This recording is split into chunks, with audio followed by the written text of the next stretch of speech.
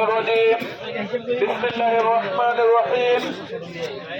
সম্মানিত দায়িত্বশীল ভাইরা, ব্যবসায়ী বৃন্দ, আসসালামু আলাইকুম ওয়া রাহমাতুল্লাহি ওয়া বারাকাতুহু।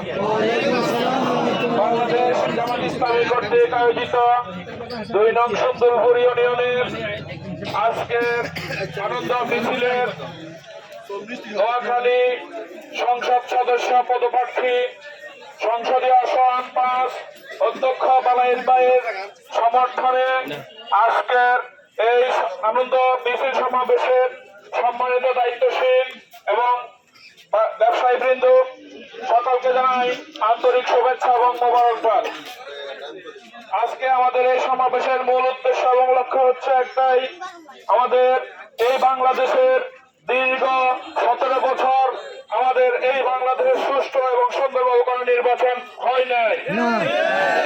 আজকের এই নির্বাচনকে উপলক্ষ করে একটি সুন্দর, একটি নিরপেক্ষ অবাধ সুষ্ঠু নির্বাচনের ব্যবস্থা করা হয়েছে। তার ওই উপলক্ষে আমরা আজকের এই মিছিলের একটি অবস্থান নিয়েছি।